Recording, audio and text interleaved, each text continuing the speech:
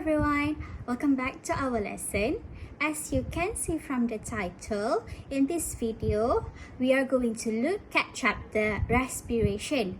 And in this chapter, we're going through the respiratory system and the breathing mechanism of human and animal. But in this video, I will be focusing more on the respiratory system and breathing mechanism in animal. So without further ado, let's get into our lesson. Do you guys know what is the meaning of respiration? Okay, respiration is an important living process carried out by all living organisms. Living organisms require energy for various activities and living processes, for example, muscle contraction. Respiration can be divided into two stages. The first one is external respiration and the second one is internal respiration. External respiration, which are also known as breathing, is a mechanical process that maintains a continuous exchange of gases between the respiratory surfaces of an organism and its environment. And for internal respiration, it is a process of gas exchange between the blood and the cell. Internal respiration can be divided into two types of cellular respiration, which is aerobic and anaerobic respiration. Aerobic respiration requires a continuous supply of oxygen, while for anaerobic respiration, it occurs when there is absence of oxygen. That is roughly the idea of respiration.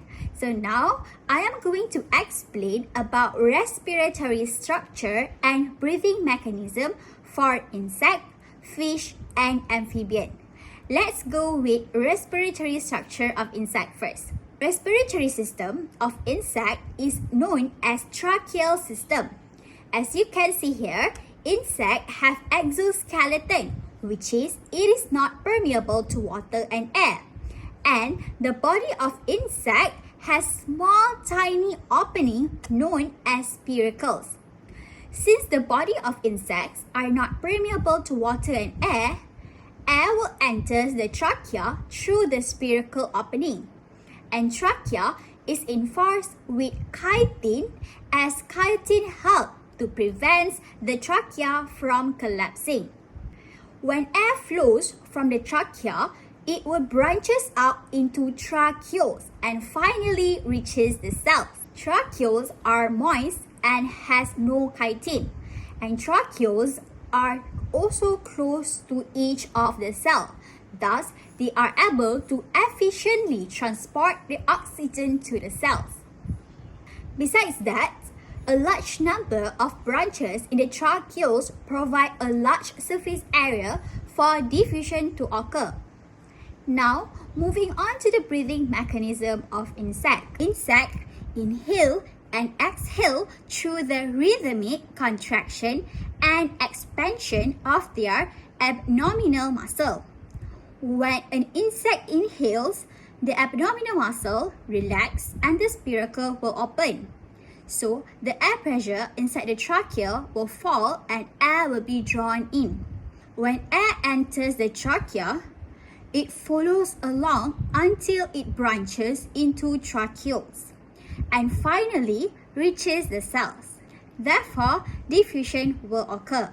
While when an insect exhales, it pushes out the waste gases and therefore the abdominal muscle will contract, decreasing the volume of the tracheal system.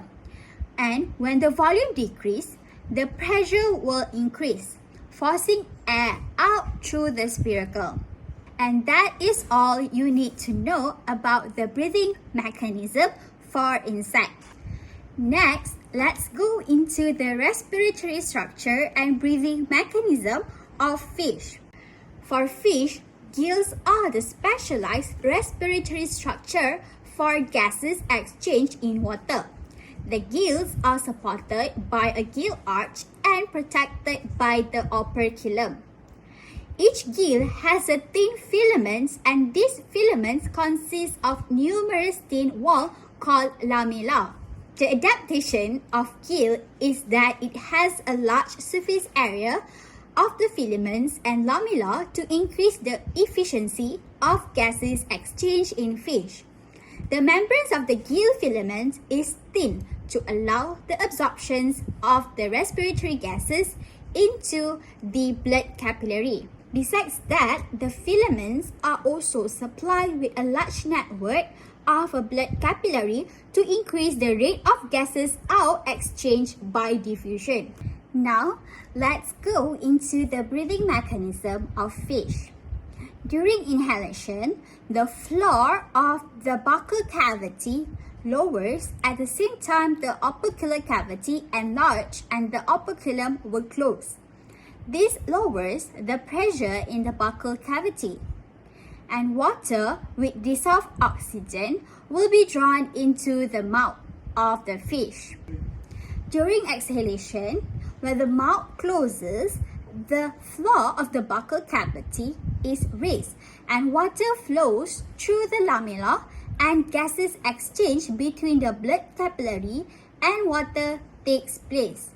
At the same time, the opercular cavity becomes smaller and the pressure in the buccal cavity is higher than the pressure outside.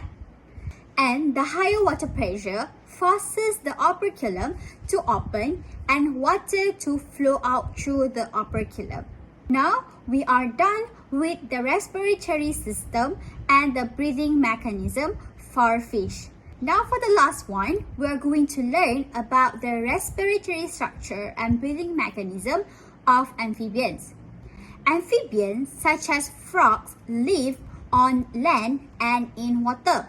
So, the respiratory structure and body surface of frogs are adapted for an efficient gases exchange both on land and in water. The gases exchange occurs mainly through the skin and in the lungs of frogs. Now we're going to look at the skin of the frogs. During times of inactivity, gases exchange can take place through the skin. The skin is thin, permeable, and moist. The skin is kept moist by the productions of mucus. So underneath the skin, there are network of blood capillary where oxygen can dissolve easily into the blood capillary system. And for the lung, it consists of thin wall sac connected to the mouth through an opening called glottis. The membrane of the lung is thin, moist, and has a large network of blood capillary. Thus, the lung have partitions to increase the surface area. Okay, last but not least, we are going to look at the breathing mechanism of frogs. When a frog inhales, air enters through the nostril and accumulates at the floor of the frog mouth. This is known as the buccopharyngeal floor. The buccopharyngeal floor will be lowered, and at this point, the glottis is closed and air will accumulate at the buccopharyngeal floor. When the glottis opens, the nostril will close and the air will be pushed into the lung. While during exhalation, the lung as well as the abdominal muscles contract to help the lungs push the air out via the glottis and out from the frog via the nostril. And that is the breathing mechanisms of frog. And I think that is all for this video. Now we have learned about the respiratory structure and the breathing mechanism of animal, which is insect, fish, and also amphibians. And I will see you guys in the next lesson. Bye!